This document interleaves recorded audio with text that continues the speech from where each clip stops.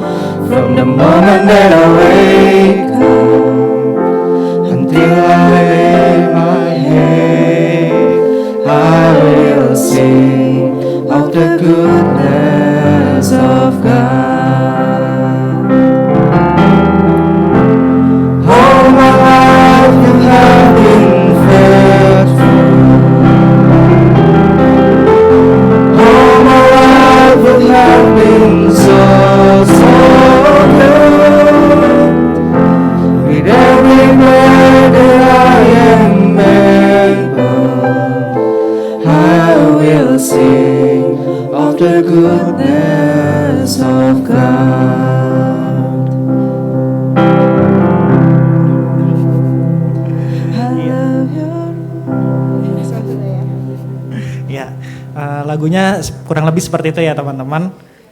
Dan sebelum kita memulai ibadah kita, mari kita bersaat teduh sejenak.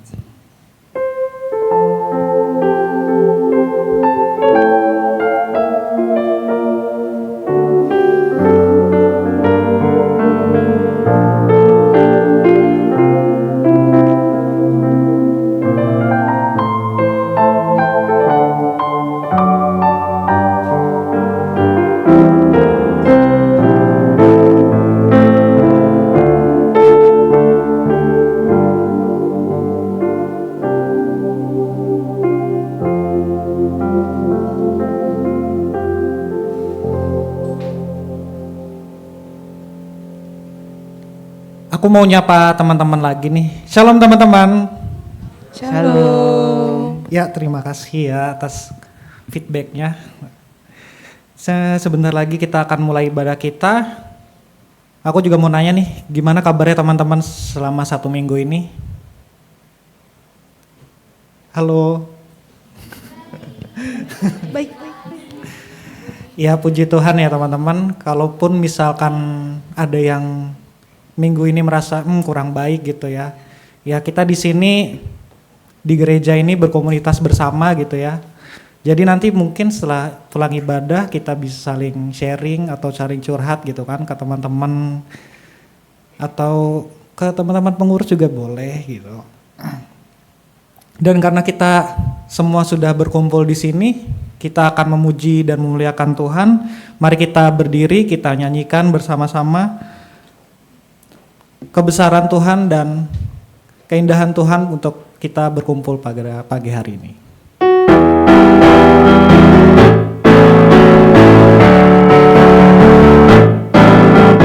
Satukanlah hati kami untuk memuji dan menyembah, oh Yesus, Tuhan dan Rajaku. Eratkanlah tali kasih di antara kami semua, oh Yesus, Tuhan dan Rajaku. Gandengan tangan dalam satu kasih, bergandengan tangan dalam satu iman, saling mengasihi di antara kami, keluarga kerajaan Allah. Kita nyanyikan lagunya satu kali lagi dengan penuh semangat.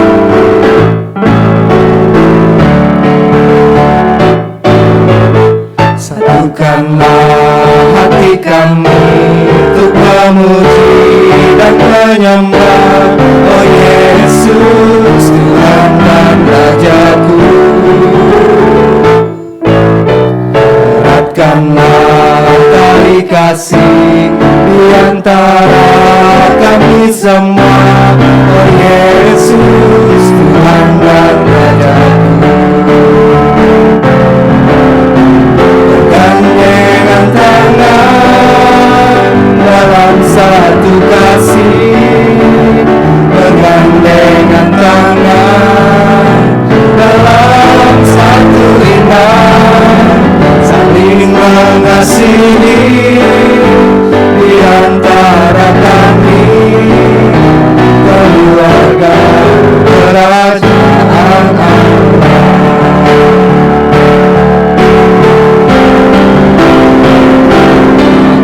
Jiwaku pun memuji, sungguh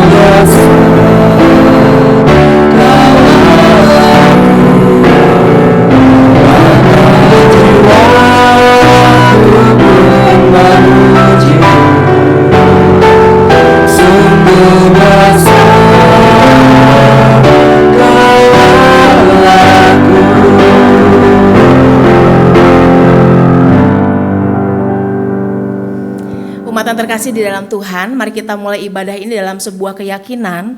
Pertolongan kepada kita ialah di dalam nama Tuhan yang menjadikan langit dan bumi, yang kasih setianya kekal selama-lamanya.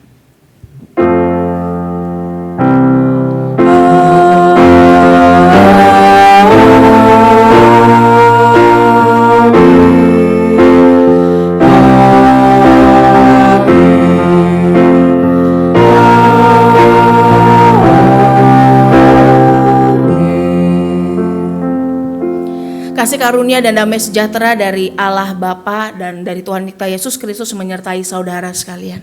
Dan menyertai saudara juga.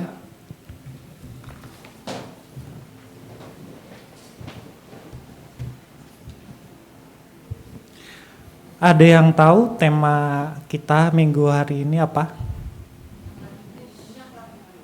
Iya, benar sekali. Jadi minggu ini kita akan diajari sama Kak Sindu untuk belajar eksorsisme. Enggak, teman-teman ya. Jadi maksudnya nyala iblis di sini bukanlah mengusir roh-roh jahat atau setan-setan gitu ya.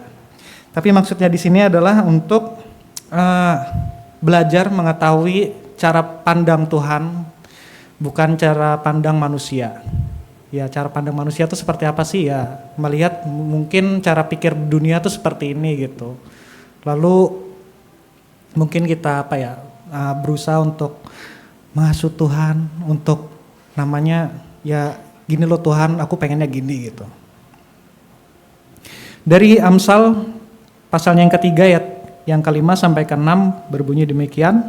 Percayalah kepada Tuhan dengan segenap hatimu dan janganlah bersandar pada pengertianmu sendiri.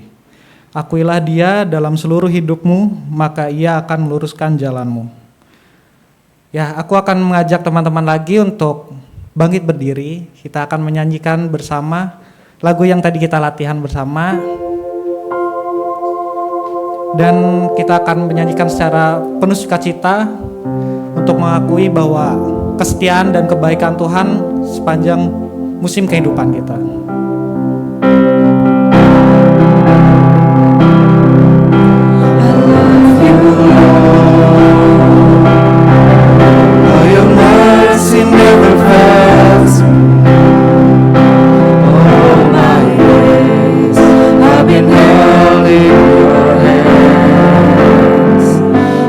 Moment that I wake until I lay my head, I will sing of the goodness of God. All my life you have been faithful. All my life you have been so good.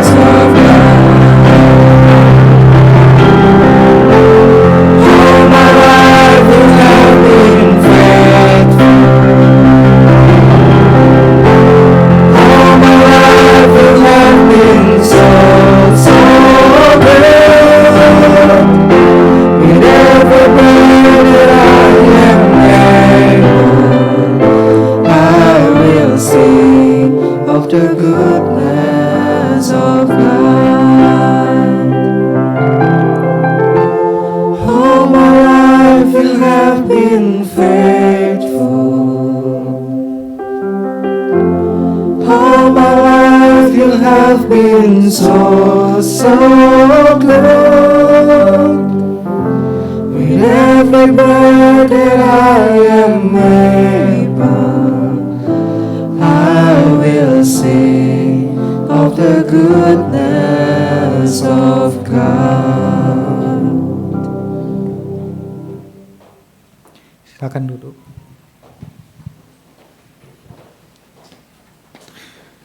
Sebagai manusia berdosa, kita terkadang lemah dalam rintangan hidup yang kita hadapi. Contoh simpelnya, ya setiap ujian, setiap doa maksudku, harapan dan keinginan yang dijawab atau dikabulkan oleh Tuhan, kita kalaupun ingat itu akan bilang puji Tuhan, haleluya. Tapi untuk yang belum dijawab atau dikabulkan bagaimana teman-teman? Kadang kita tuh mengeluh gitu kan. Kapan nih Tuhan dijawab? Kapan nih dikabulkan? Mungkin secara Tuhan juga ada yang dijawab gitu. Tapi berbeda dengan apa yang dari keinginan kita. Lalu kita bisa mengeluh kepada Tuhan dan berkata, kok gini sih ya Tuhan, kok gitu? Karena tidak sesuai dengan apa yang dengan kehendak kita. Padahal kita tahu itu bukan yang Tuhan kehendaki gitu. Secara sudut pandang Allah, yang terbaik untuk kita itu adalah menurut Dia yang pasti ya teman-teman. Melalui lagu ini kita diingatkan bahwa kehendak Tuhan sajalah yang jadi. Dan lagu ini juga sebagai doa kita bahwa jangan sampai kita menjadi Tuhan atas diri kita sendiri.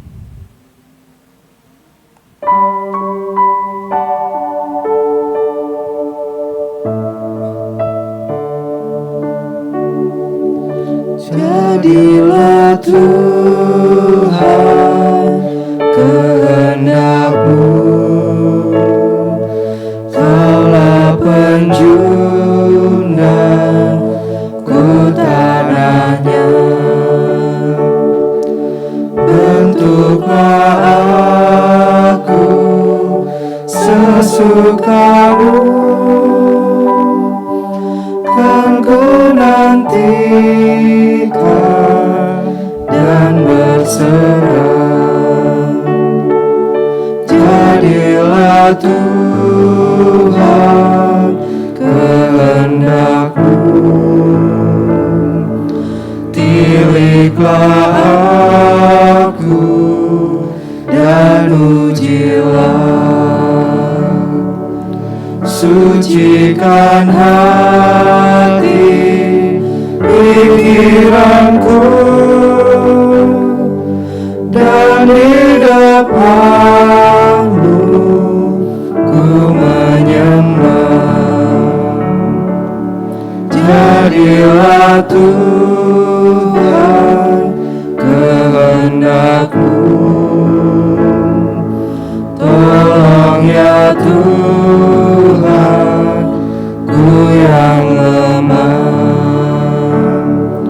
Segala kuasa di tangan-Mu, jamahlah aku, sembuhkanlah.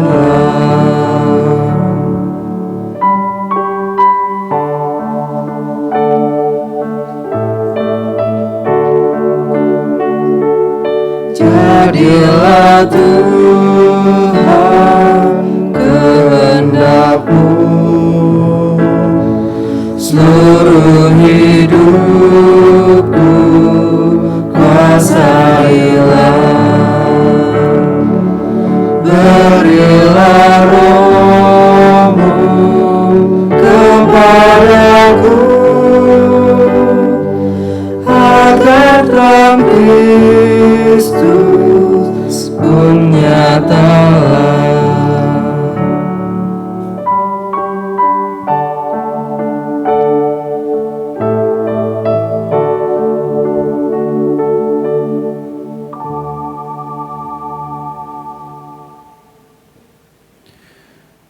Berita anugerah bagi kita semua yang mau mengakui kesalahan dan sungguh-sungguh ingin bertobat.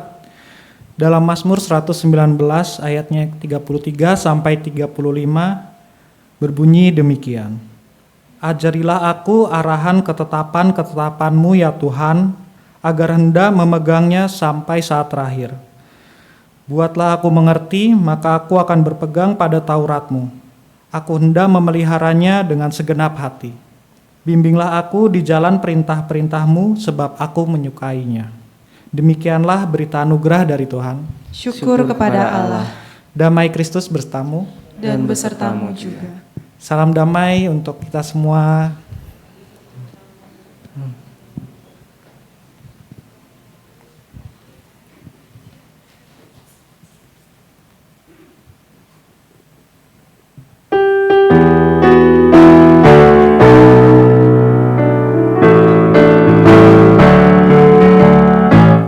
Siapa yang berpegang pada sabda Tuhan dan setia mematuhinya, hidupnya mulia dalam cahaya maka bersekutu dengan Tuhannya. Percayalah dan pegang sabdanya, hidupmu dalam Yesus sungguh bahagia. Bayang-bayang gelap kan dihapus lenyap oleh sinar senyum wajahnya. Rasa takut dan syak kan berhilang cepat dari yang berpegang padanya. Percayalah dan pegang sabdanya, hidupmu dalam Yesus sungguh bahagia.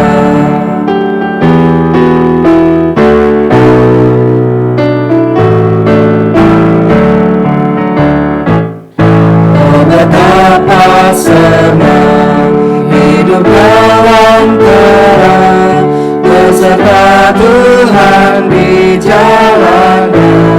Jika mau mendengar serta patuh benar dan tetap berpegang padanya. Percayalah dan pegang sabdanya, hidupmu dalam Yesus sungguh bahagia. Rekan-rekan, kini mari kita siapkan hati dan pikiran kita untuk menyambut pemberitaan firman Tuhan. Kita bersatu di dalam doa. Syukur kami kepadamu ya Allah, karena kesempatan kami untuk berbakti bersama menolong kami untuk bisa hadir di tempat ini. Dan biarlah waktu yang kami khususkan pada saat ini boleh membawa kami pada sebuah penghayatan iman tentang apa yang mau Tuhan kerjakan di dalam kehidupan kami, tentang apa yang menjadi perintah dan panggilan Tuhan untuk kami kerjakan di dalam keseharian. Oleh karena itu biarlah hati yang terbuka, hati yang tidak sekadar datang, hati yang mau sungguh-sungguh dituntun dan dibentuk oleh Tuhan, itulah yang ada di dalam diri kami, sehingga dalam kesemuanya itu kami juga boleh berproses dengan baik. Berdoa untuk hamba-Mu sehingga bisa menyampaikan pemberitaan firman Tuhan dengan baik dalam pertolongan-Mu. Kami menyerahkan waktu ini ke dalam tangan kasih Tuhan. Di dalam nama Tuhan Yesus kami berdoa dan mengucap syukur. Amin. Rekan-rekan, kita akan membaca satu bagian firman Tuhan yang terambil dari Markus pasal 8. Markus 8. Kita akan membaca ayat yang ke-31 sampai ayat yang ke-38. Markus 8 ayat 31 sampai 38. Mic saya terlalu keras kah? Kayaknya ada feedbacknya. Boleh dikecilin sedikit. Oke ya, Markus 8 rekan-rekan ayat 31 sampai 38. Saya akan bacakan untuk kita semua. Pemberitahuan pertama tentang penderitaan Yesus dan syarat-syarat mengikuti Dia. Yesus mulai mengajarkan kepada mereka bahwa anak manusia harus menanggung banyak penderitaan dan ditolak oleh tua-tua, imam-imam kepala dan ahli-ahli Taurat, lalu dibunuh dan bangkit sesudah 3 hari. Hal ini dikatakannya dengan terus terang. Petrus menarik Yesus ke samping dan mulai menegur dia. Lalu berpalinglah Yesus dan sambil memandang murid-muridnya, ia menegur Petrus dengan keras. Enyahlah iblis, sebab engkau bukan memikirkan apa yang dipikirkan Allah, melainkan apa yang dipikirkan manusia. Lalu Yesus memanggil orang banyak dan murid-muridnya dan berkata kepada mereka, jika seorang mau menjadi pengikutku, ia harus menyangkal dirinya, memikul salibnya dan mengikut aku. Karena siapa saja yang mau menyelamatkan nyawanya, ia akan kehilangan nyawanya. Tetapi siapa saja yang kehilangan nyawanya karena aku dan karena Injil, ia akan menyelamatkannya. Apa gunanya seseorang memperoleh seluruh dunia tetapi ia kehilangan nyawanya? Apakah yang dapat diberikannya sebagai ganti nyawanya?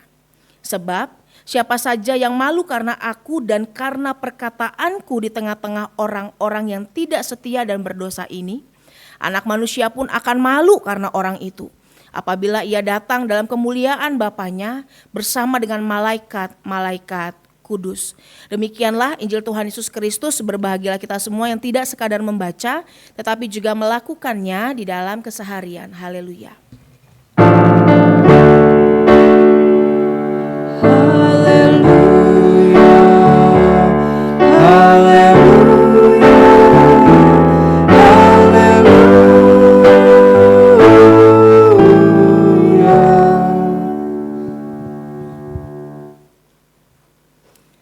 Selamat pagi teman-teman semua. Hari ini siapa yang datang dalam keadaan yang lelah dalam kejompoannya? Boleh angkat tangan. Atau semua datang dalam keadaan yang enggak, aku enggak ada problem. Oke ya, rekan-rekan, mungkin kita mengalami minggu yang berat gitu ya, hari-hari yang enggak mudah, tapi kita bisa bersyukur karena di sini kita mau diisi lagi nih energinya. Ya, di sini kita mau ditolong untuk bisa sama-sama belajar dari apa yang Tuhan firmankan kepada kita. Nah, rekan-rekan, hari ini kita akan membahas sebuah tema enyahlah iblis, persis yang Bapak Yogi bilang tadi ya, gak ngajarin eksorsis atau kayak apa jangan-jangan di sini ada sesuatu, enggak ya. Bukan untuk itu kita belajar, tapi kita akan melihat secara khusus bagaimana proses di dalam memahami Tuhan itu membutuhkan hal yang perlu kita lawan dari diri kita sendiri ya. Nah, sekarang saya mau mengajak rekan-rekan untuk memikirkan, karena saya yakin minggu kita tidak selamanya menyenangkan. Coba pikirkan hal yang menurut kita belakangan itu membuat kita tidak bahagia ya. Gak usah banyak-banyak, nanti gak selesai ibadahnya ya, saking berat banget hidupnya ya. Pikirkan satu hal saja yang belakangan tuh bikin teman-teman gak bahagia, bikin teman-teman itu gak tenang ya, bikin kita kesel atau gak mood, energinya turun, kira-kira begitu ya. Sudah dipikirkan? Pikirkan juga kenapa ya kok saya tidak bahagia.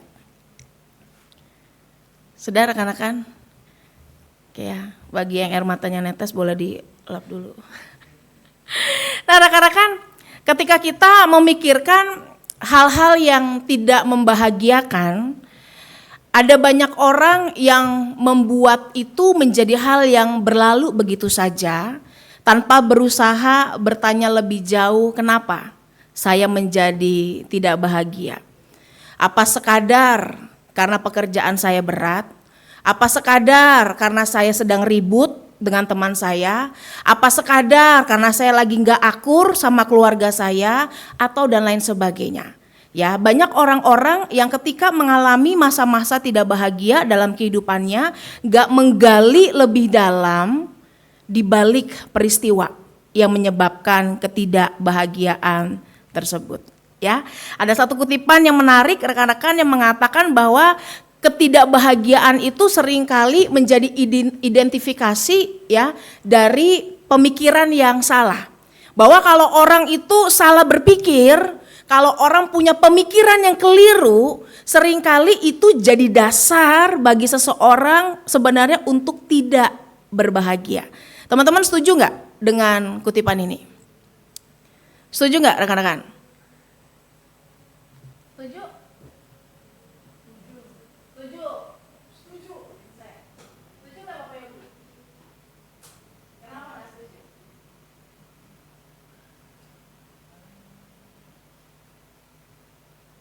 Jangan boleh pikir-pikir ya, saya akan datang ke Bapak. Tapi dia apa saja kali itu Pak ya.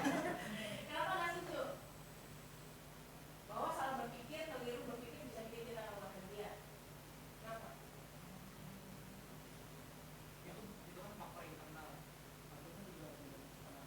Karena itu faktor internal ya, sedangkan ada hal-hal yang sifatnya eksternal. Oke, ya. Ini pada membalikkan wajahnya dari saya. Mari, berat. Salah.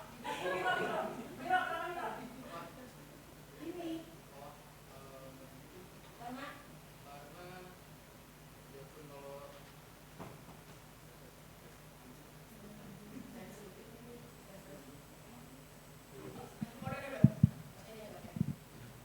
Ya udahlah. Ketidakbahagiaan itu kadang kalau kita udah mikir bener gitu, udah berbuat baik, kita udah lempeng-lempeng aja, tapi kan kadang sesuatu tuh bisa terjadi di luar kontrol kita gitu loh. Tiba-tiba datang, ya udah, ya it is what it is gitu. ya karena ada hal-hal yang terjadi di luar kontrol kita, eksternal juga ya. Oke, ini udah nunduk-nunduk aja nih Anugerah. Setuju nggak? Enggak. Enggak, karena? Kenapa? Gak usah mundur-mundur, aku gak gini banget. Gak setuju karena? Bisa jadi kalaupun kita senang itu bisa aja false positivity. Kenapa, sorry? False positivity. Sorry, budaknya aku. Gimana? False positivity. Oke, justru karena false positivity malah jadi gak bahagia gitu. Kebahagiaannya palsu. Oh, I see ya. Jadi ada kebahagiaan yang palsu karena false positivity. Berarti, oke. False positivity bikin kita punya kebahagiaan palsu. Tapi kalau false thinking bikin kita punya kebahagiaan, enggak ya? Oke. Satu lagi deh. Nih, Bobby. Setuju nggak, Bob? Setuju. Karena Semua kebahagiaan atau tidak kebahagiaan pasti yang bermula dari pikiran kita sendiri. Oke ya, semua kebahagiaan tuh bermula dari pikiran kita. Adel, satu lagi Adel. Setuju.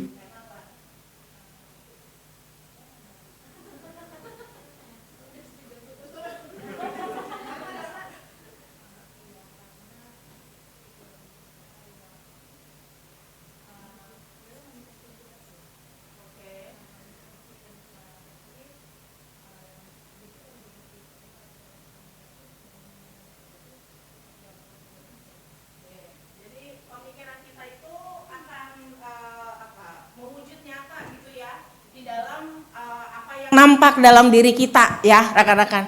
Nah ini sesuatu yang menarik, teman-teman punya berbagai pendapat tentang apakah kebahagiaan kita itu didasarkan pada pemikiran yang salah atau tidak.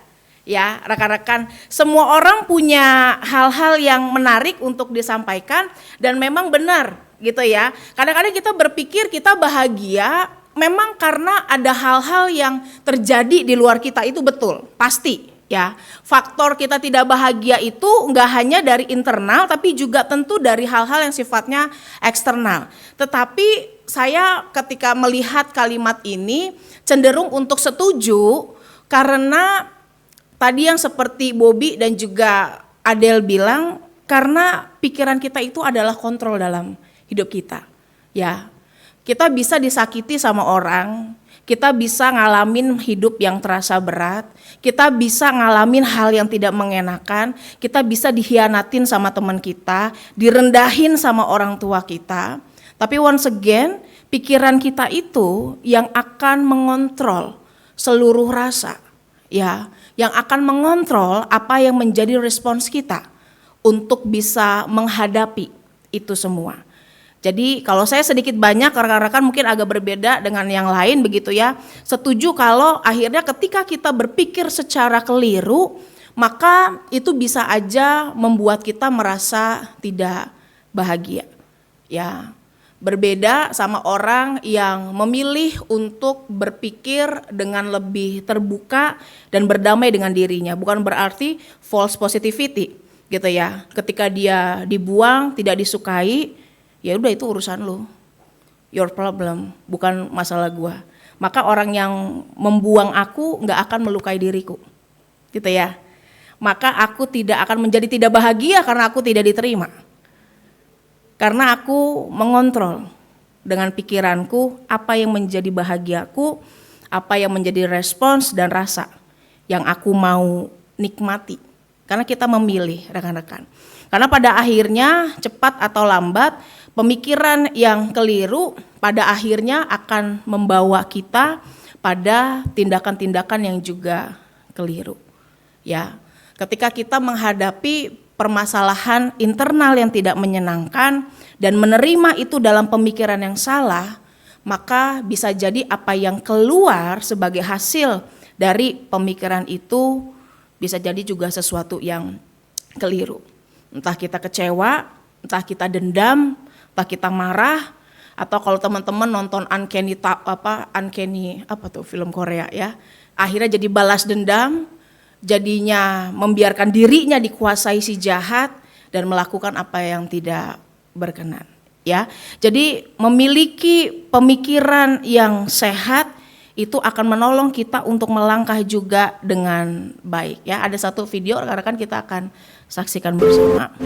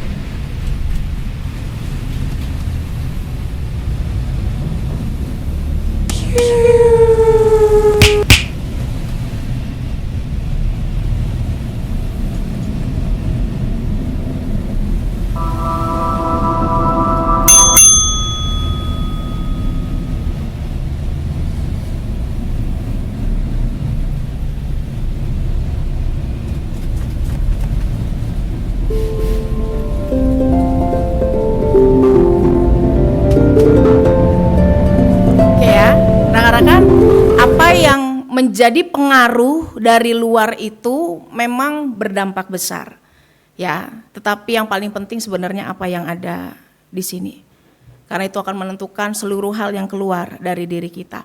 Dalam pembacaan kita, rekan-rekan kita melihat bagaimana Yesus menegur Petrus dengan begitu keras ketika dia menyampaikan apa yang menjadi pemikirannya yang menunjukkan keyakinan dan kebenaran yang dia pegang. Ketika Yesus mengatakan bahwa anak manusia akan menanggung banyak penderitaan, akan ditolak, akan melewati jalan yang terasa berat, maka Petrus menegur Yesus. Kalau di bagian Injil yang lain, saudara, bahkan mengatakan bahwa sekali-kali hal itu tidak akan terjadi padamu. Ya, hal kayak gitu nggak mungkin terjadi, amit-amit kayak gitu terjadi pada dirimu karena jangan-jangan. Ya, hal itu juga akan terjadi pada saya sebagai muridnya. Amit-amit hal itu akan terjadi pada dirimu karena dia punya gambaran tentang siapa Tuhan yang menjadi Mesias di dalam kehidupannya. Dan gambaran itu tidak sama. Apa yang menjadi prapaham dia, apa yang menjadi pemikiran dia itu berbeda dengan apa yang mau Yesus ajarkan, sampaikan, dan apa yang menjadi dasar penggerak ketika Yesus datang ke tengah dunia. Maka saat Petrus menegur Yesus, saudara, maka ia mengatakan enyahlah iblis. Ya, dan yang menarik adalah kalau kita baca dari terjemahan bahasa Indonesia masa kini atau World English Bible dan KJV, rekan-rekan, maka itu menarik dikatakan begini ya. Misalnya pergi dari sini kamu penggoda. Ya, atau get behind me Satan. Ya, jadi ketika mengatakan enyahlah iblis, maka ada sebuah penghayatan yang mau dijelaskan kepada Yesus bahwa apa yang kamu katakan itu bukan sesuatu yang sesuai atau berkenan dengan apa yang jadi rancangan besar Tuhan. Ya, kamu berkata dengan pikiranmu sendiri dan itu bukan yang menjadi kehendak Tuhan. Kamu berpikir tentang kebenaranmu sendiri dan itu bukan menjadi kehendak yang Tuhan ingin lakukan. Kamu berpikir tentang apa yang baik, apa yang seharusnya, tapi bukan itu yang Tuhan mau. Maka ketika Petrus memikirkan hal-hal yang di luar dari Tuhan, dan itu didasarkan pada si jahat, pada pemikirannya juga sebagai manusia, maka Yesus mengatakan enyahlah iblis. Karena itu menjadi hal yang menurut Yesus berbahaya ketika dia mengerjakan atau menjalani panggilannya sebagai pengikut Tuhan. Ya, dari video tadi rekan-rekan kita bisa melihat bahwa sebenarnya kan simpel, ya. Dia juga nggak ngejelekin, dia nggak ngomong apa-apa, tapi pikiran ini kan apalagi kaum overthinking begitu ya, akan terus bergulat dengan yang dia pikir sebagai kebenaran. Padahal mungkin nggak seperti itu, ya. Akan terus mengatakan bahwa yang dia pikirkan, oh jangan-jangan begini, jangan-jangan, lama-lama jangan-jangan dan seterusnya, itu yang dia anggap sebagai kenyataan. Makanya kadang-kadang kalau orang mengalami penderitaan, seringkali apa yang dialami udah berat, tetapi pemikiran kita semakin membuat kita menderita. Karena kita sedang menyiksa diri kita dengan kemungkinan-kemungkinan yang sebenarnya belum terjadi. Ya, itu bahayanya ketika kita memiliki pemikiran yang keliru. Dan Yesus nggak mau umatnya, murid-muridnya salah menangkap apa yang mau ia kerjakan ketika berada di tengah dunia.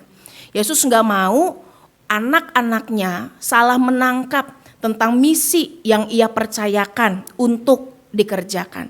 Maka dengan jelas rekan-rekan Yesus mengatakan bahwa yang namanya ikut Tuhan, ya kalau kamu pikir jangan sampai menderita, no ya. Yang namanya ikut Tuhan itu pasti rumusnya jelas. Menyangkal diri, memikul salib dan mengikut aku. Dan panggilan untuk menyangkal diri, memikul salib dan mengikut aku adalah panggilan yang membuat orang itu benar-benar ada dalam situasi yang gak mudah. Ya, karena orang akan selalu dipojokkan untuk memilih antara dirinya atau panggilan imannya. Yang namanya menyangkal diri kan jadi hal yang gak gampang ya rekan-rekan. Saat kita dalam keseharian hidup berpusat hanya untuk diri kita sendiri. Memikul salib itu menjadi hal yang berat untuk dilakukan saat kita maunya menjalani hidup yang menyenangkan aja. Ya, mengikut Tuhan menjadi pilihan yang gak akan kita ambil ketika kita lebih menyukai hal-hal yang sifatnya di luar Tuhan. Maka dalam pembacaan kita, ketika Yesus mengatakan enyahlah iblis, ia mau menyadarkan untuk tidak menggunakan pemikiran sendiri di dalam hidup mengikut Tuhan. Dan ini menjadi hal yang gak mudah ya. Ketika Tuhan minta kita untuk melakukan ini nih rekan-rekan, ini menjadi hal yang sama sekali gak mudah. Dan itulah mengapa ketika kita mengikut Tuhan itu menjadi hal yang sebenarnya proses yang setengah mati. Ya. Ketika mengikut Tuhan, ikut kehendak Tuhan, tidak mengikuti apa yang jadi pemikiran atau kebenaran kita, itu kadang-kadang jadi proses yang setengah mati rekan-rekan. Karena apa? Karena rasanya gak enak. Ikut Tuhan jadi proses yang setengah mati, karena apa? Kita didorong untuk bisa ngelakuin hal-hal yang kita gak mau. Ya, kita menjadi orang yang kayaknya tersakiti. Kita menjadi orang yang kayaknya kok orang enak-enak banget, hidupnya jalannya curang tapi hidupnya seneng. Kok saya jalannya benar tapi hidupnya menderita. Ikut kehendak Tuhan itu setengah mati rekan-rekan, karena kita harus mengorbankan apa yang menjadi kesenangan kita. Sehingga orang cenderung memilih untuk daripada ikut kehendak Tuhan, daripada ikut apa yang jadi maunya Tuhan, maka orang seringkali justru membiarkan hal-hal yang ada di luar Tuhan itu mengontrol dan mendasari seluruh responsnya. Jadi kalau firman Tuhan mengatakan, "Weh, kalau lu ada masalah, ya, kasihi sesama." Ribet kasihi sesama. Kan itu Tuhan maunya kasihi sesama. Tapi karena ribet, udahlah, gue tinggal pergi aja, gitu ya. Udahlah, kalau kasih sesama ribet, gue labrak aja, gue damprat aja. Kalau kasih sesama ribet, gue blacklist aja. Kalau misalnya gue direndahin, ya, dan firman Tuhan selalu ngingetin kita untuk sabar, untuk bertahan, maka kita akan merasa ngapain gue mau dilakuin seperti itu. Maka kita dengan gampang, rekan-rekan, untuk melakukan hal-hal sebaliknya di luar dari apa yang jadi kehendak Tuhan. Kadang-kadang kita membiarkan hal-hal di luar Tuhan itu mengontrol dan mendasari seluruh respon kita. Kita membiarkan kemarahan kita mengontrol kita. Kita biarkan kekecewaan mengontrol kita. Kita biarkan sakit hati. Kita biarkan ketidakpuasan. Kita biarkan iri hati. Kita biarkan semua hal itu, ketidakpuasan, mengontrol diri kita dan bukan dikontrol oleh Tuhan. Ya. Dan ketika kita melakukan itu, rekan-rekan, maka sebenarnya si jahat sedang mengintip untuk masuk di dalam diri kita. Ya. Jadi hati-hati di dalam menjalani keseharian kita dengan membiarkan hal-hal yang kita yakini itu masuk ke dalam pikiran kita. Karena pada akhirnya itu akan menentukan seluruh hal yang akan kita kerjakan dan menjadi respons dari seluruh hal yang akan kita hadapi, rekan-rekan. Oleh karena itu, maka pada hari ini kita diingatkan melalui tema Nyahlah Iblis. Yang pertama adalah rekan-rekan jangan sampai ketika kita menjalani hari yang berat gitu ya, menjalani pergumulan yang tidak mudah, terus kemudian kita memilih hal-hal di luar Tuhan, kita jadi nyalahin setan. Jangan, ya. Saya kadang-kadang suka kesian prihatin sama setan karena disalahin melulu. Padahal kadang-kadang manusia mungkin lebih setan kelakuannya dari setan, kira-kira begitu, ya, rekan-rekan. Ya, jangan salahin setan. Enggak. Ketika dia menggoda kita, ketika dia mendorong kita, ingat satu hal, kontrol utamanya itu ada di dalam diri kita. Ya. Karena setan itu enggak akan muncul dalam cara-cara yang mengerikan, enggak. Setan itu akan muncul atau mengajak kita atau menggoda kita, rekan-rekan, dalam cara-cara yang menyenangkan. Udahlah, gak usah jujur-jujur amat gitu ya. Udahlah, gak usah effort kalau berelasi sama orang.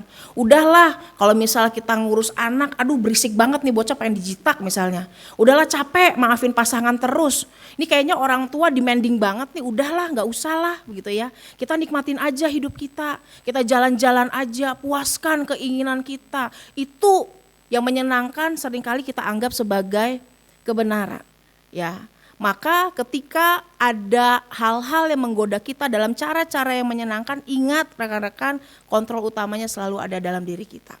Ketika kita diajak untuk masuk dalam zona nyaman kita dengan mengikuti kehendak kita dan kesenangan kita, ingat bahwa apakah itu sesuai enggak dengan apa yang Tuhan mau dalam hidup kita.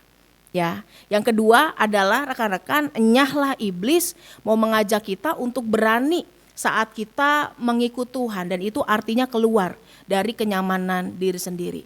Saya yakin kita sebagai anak muda adalah orang-orang yang udah paham betul gitu ya tentang apa yang jadi kehendak Tuhan di dalam hidup kita.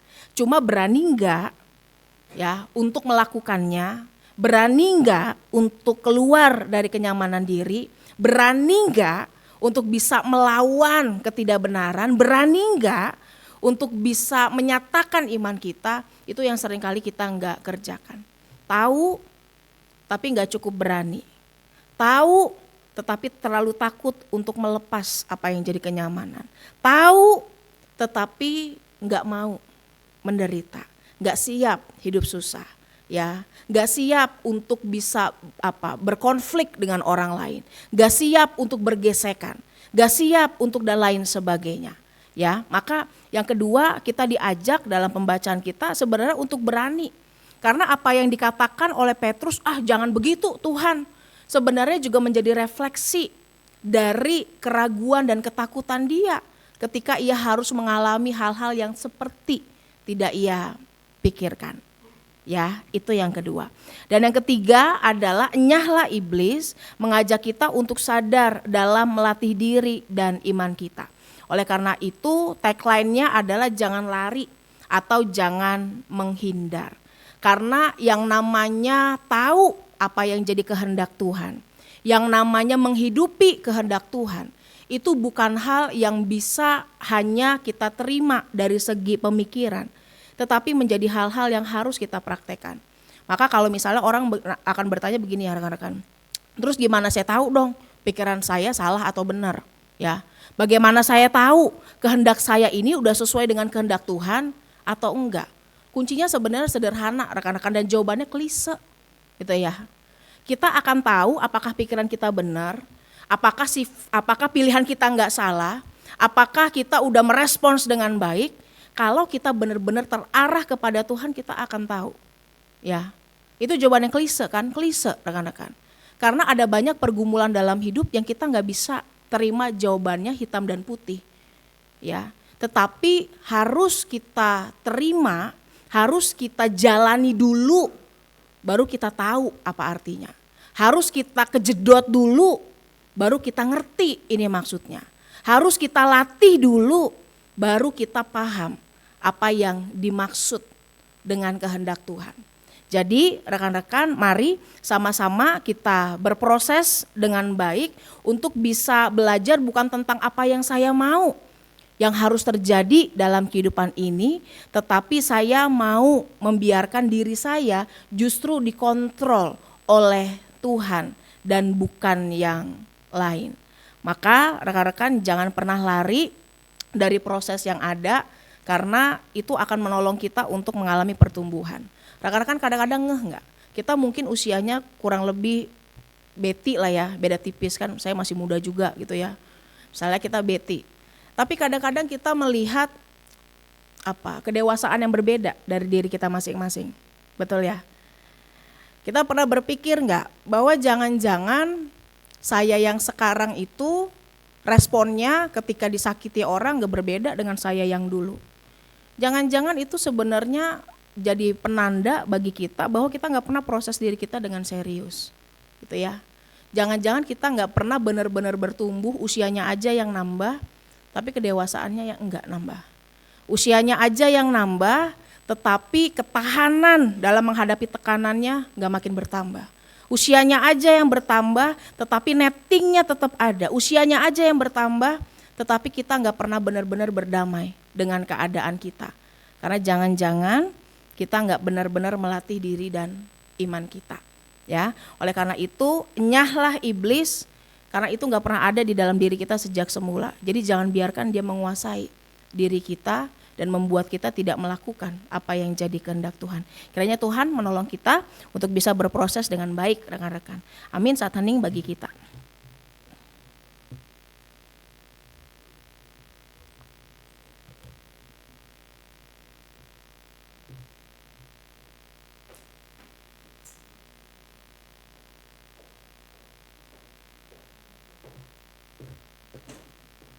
Mari kita bangkit berdiri. Bersama dengan gereja segala abad dan tempat, marilah kita mengikrarkan pengakuan iman seturut dengan pengakuan iman rasuli demikian. Aku percaya kepada Allah, Bapa yang Maha Kuasa, Khalik langit dan bumi, dan kepada Yesus Kristus, anak yang tunggal Tuhan kita, yang dikandung daripada Roh Kudus, lahir dari anak darah Maria, yang menderita sengsara di bawah pemerintahan Pontius Pilatus, disalibkan, mati dan dikuburkan, turun ke dalam kerajaan maut. Pada hari yang ketiga, bangkit pula dari antara orang mati, naik ke surga, duduk di sebelah kanan Allah, Bapa yang Maha Kuasa. Dan di sana ia akan datang untuk menghakimi orang yang hidup dan yang mati. Aku percaya kepada Roh Kudus, gereja kudus dan persekutuan orang kudus, pengampunan dosa, kebangkitan orang mati, dan hidup yang kekal. Amin.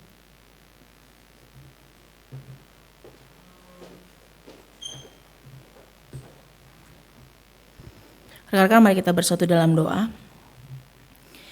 Ya Tuhan, tolong berikan kami hikmat, sehingga berbagai pilihan yang tidak mudah, berbagai tantangan, berbagai derita, dan juga pergumulan yang kami hadapi tidak mengubah kami menjadi orang yang tidak seharusnya. Sejak semula Tuhan menetapkan kami menjadi anak-anak yang di dalamnya diletakkan cinta Tuhan, yang diletakkan firman Tuhan.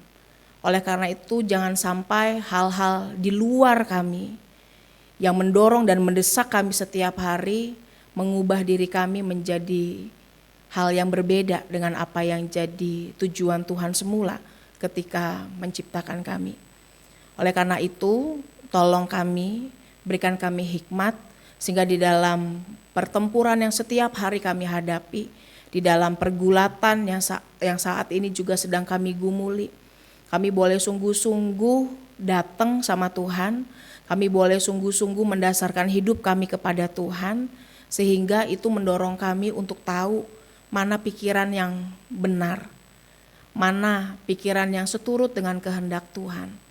Dan biarlah dalam seluruh proses jatuh bangun itu, Tuhan meneguhkan dan menguatkan kami untuk bisa belajar tentang apa artinya menjadi pengikut Tuhan ketika kami menjalani keseharian kami. Oleh karena itu berikanlah kami hati yang besar, berikan kami cinta yang besar, kesabaran dan kekuatan untuk bisa melewati dan menjalaninya dengan baik.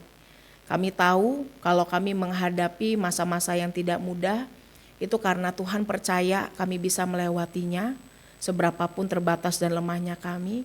Tapi kami tahu Tuhan juga menyertai kami. Oleh karena itu hadirlah bersama dengan kami untuk bisa menopang kami, menyingkirkan si jahat yang siap mengisi diri kami setiap saat, dan kami mendasarkan diri kami seutuhnya bukan pada hal-hal di luar Tuhan, tetapi kepada Tuhan sendiri. Tuhan kiranya juga berkati kami di dalam pekerjaan, di dalam studi yang kami lakukan, ataupun ketika kami masih dalam praktek kerja, ataupun akan melanjutkan studi kami di tempat yang jauh. Tuhan kiranya menolong sehingga semua hal yang Tuhan percayakan kepada kami menjadi bagian yang boleh kami kelola dengan bertanggung jawab. Melaluinya berkat Tuhan berlimpah atas kami, melaluinya kami dibekali untuk menghadapi masa depan kami, melaluinya kami boleh ditolong untuk bisa belajar banyak hal dan dibentuk banyak hal, sehingga kami menjadi anak-anak yang semakin hari semakin memuliakan Tuhan. Kami berdoa biarlah Tuhan juga memberkati kami semua dengan segala kesehatan dan segala kebaikan yang ada, sehingga itu boleh mendorong kami juga untuk menjalani keseharian kami dengan aktif. Berkati ya Tuhan pergumulan kami ketika kami mencari pasangan hidup, biarlah Tuhan menolong sehingga kami diberikan hikmat untuk bisa menemukan orang yang tepat, untuk bisa berproses bersama dengan mereka yang bisa sama-sama membangun hidup dan pertumbuhan iman kami di dalam Tuhan. Dan dalam masa penantian itu biarlah anak-anak-Mu boleh menjadi anak-anak yang setia, yang menjaga integritasnya, yang terus mengembangkan diri.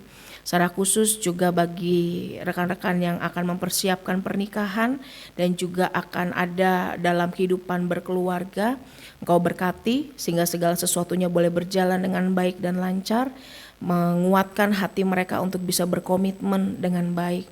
Dan kami semua di dalam kehidupan berkeluarga masing-masing, sekalipun keluarga kami penuh dengan keterbatasan dan tidak sempurna, tetapi inilah orang-orang yang Tuhan percayakan.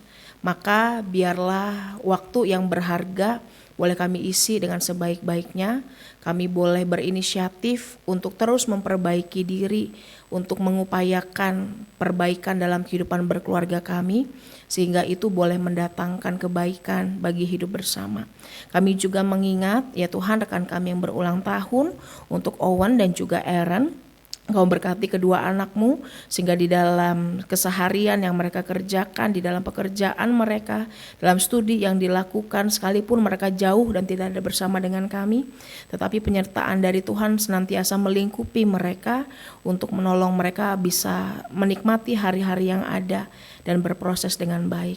Menyerahkan bangsa dan negara ini ke dalam tangan kasih Tuhan, biarlah dalam proses persiapan untuk pemilu, segala sesuatunya boleh berjalan dengan lancar, dan kami diberikan kerinduan untuk terlibat dalam seluruh proses yang ada, di dalam menentukan arah hidup berbangsa dan bernegara. Kami berterima kasih, biarlah seluruh pergumulan, hal-hal yang kami rindukan, apa yang kami rancangkan, kami kembalikan kepada Tuhan. Tuhan lihat dan Tuhan berikan yang terbaik, yang tepat menurut kami, dan biarlah jalan-jalan baik juga Tuhan boleh bukakan kepada kami. Terima kasih ya Tuhan, di dalam nama Tuhan Yesus kami berdoa dan mengucap syukur. Amin.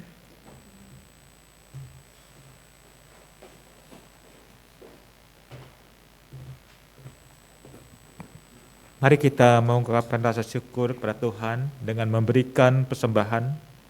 Roma 11 ayat 36 mengingatkan kita, sebab segala sesuatu adalah dari Dia, oleh Dia, dan kepada Dia. Bagi Dialah kemuliaan sampai selama-lamanya. Amin. Umat dapat memberikan persembahan dengan cara memasukkan amplop ke kantong persembahan yang akan diedarkan dan atau dengan menggunakan kris.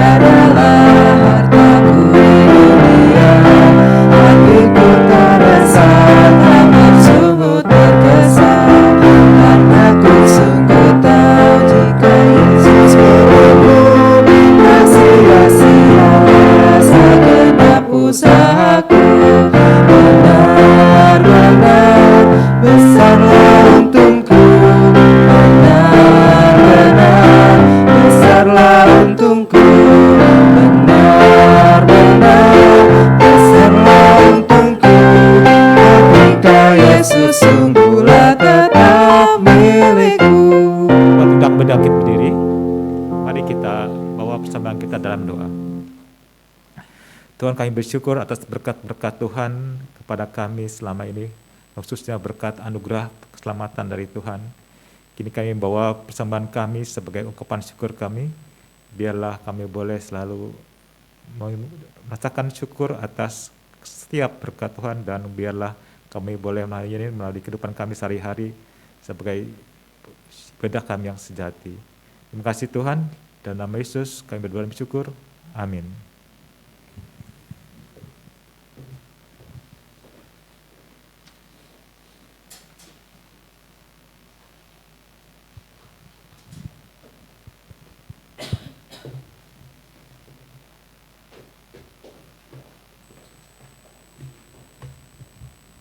Iya, bagaimana teman-teman untuk khotbahnya hari ini? Adakah yang didapat? Harus ada dong ya. Kalau enggak nanti Kasindu maju lagi bukan pengutusan, tapi khotbah lagi gitu. Ya, jadi ini juga sebagai reminder agar kita juga tidak hanya mendengar gitu.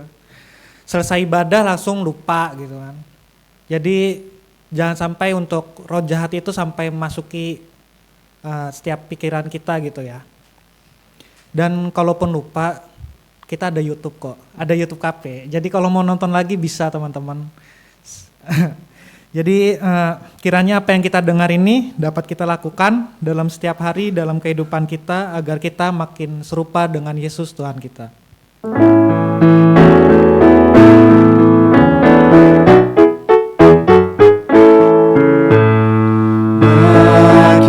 serupa Yesus Tuhanku. Inilah sungguh kerinduanku, makin bersama lembut dan merendah, makin setia dan rajin bekerja. Ya Tuhanku, ku berikan padamu hidup penuh dan hatiku senang. Hapuskanlah semua dosaku, jadikanlah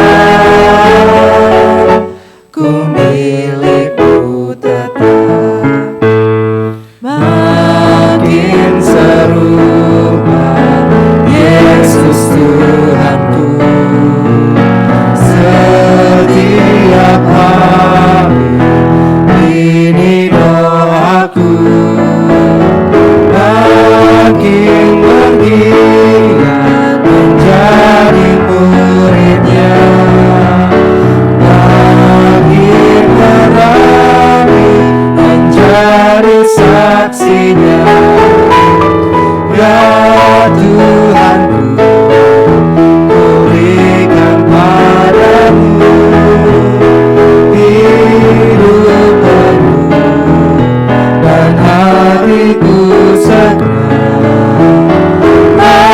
Hapuskanlah semua dosaku, jadikanlah ku milikmu tetap.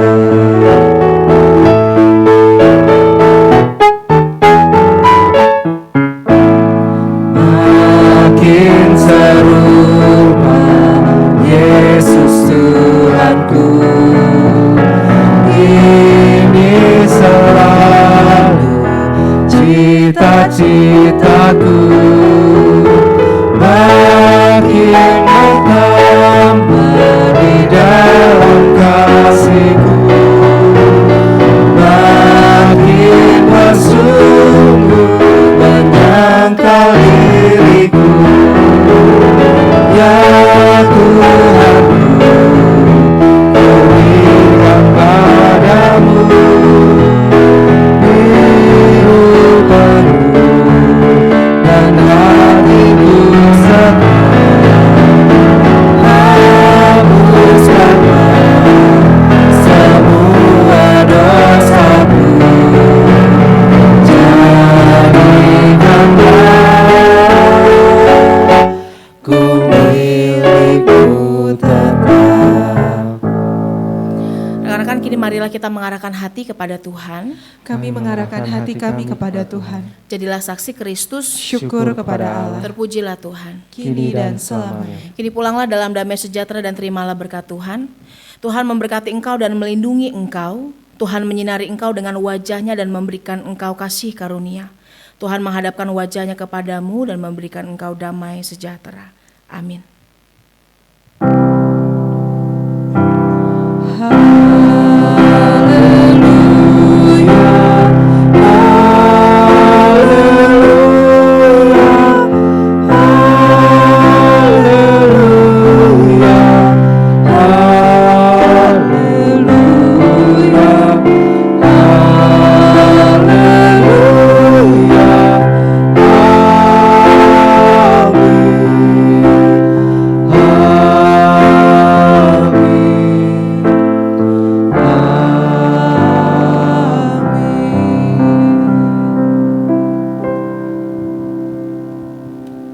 Teman-teman dipersilakan untuk duduk dan mengambil saat teduh.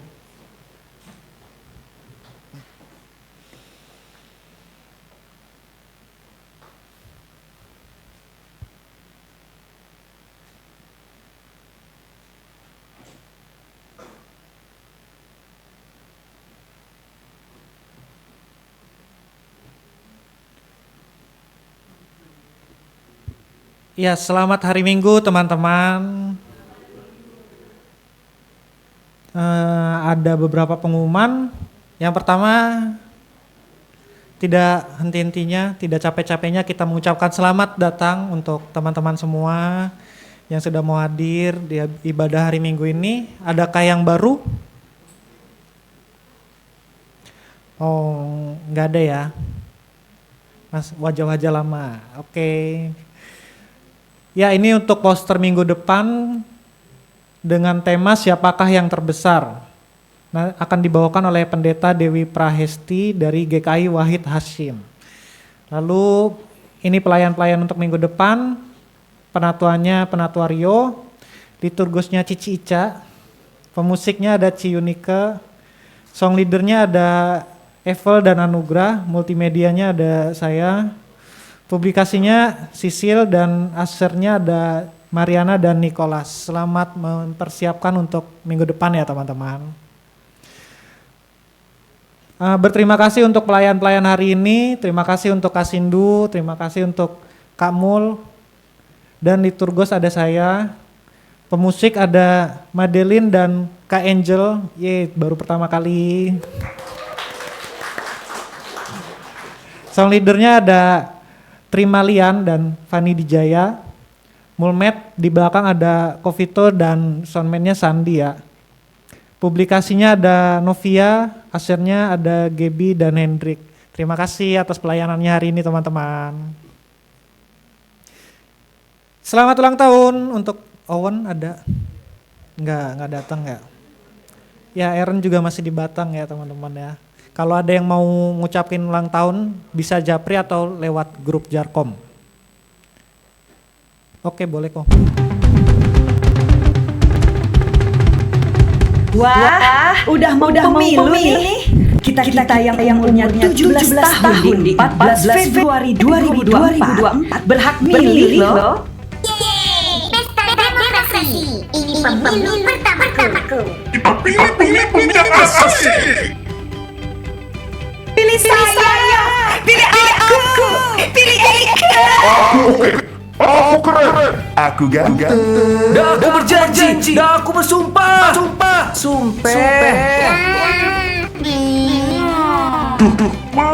Bingungnya mau pilih yang mana? Banyak banget. Nah, ini dia 5 karakter pemimpin asik yang mesti kamu cermati. Cerdas. Dia mampu berpikir tajam dan paham dengan cepat. Fokus pada membangun bangsa dan masyarakat. Tegas, tidak ragu dan selalu teguh berpegang pada kebenaran. Jujur, tidak korupsi, terbuka, berkata apa adanya. Toleran.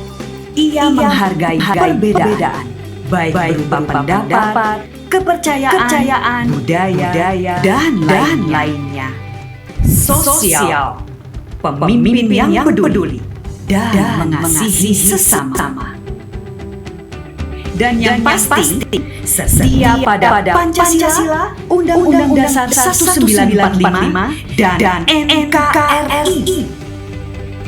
Nah, cari tahu dari sekarang siapa pemimpin asik pilihanmu. Carinya dari sumber terpercaya ya. Jangan kena tipu hoax. Dipersembahkan oleh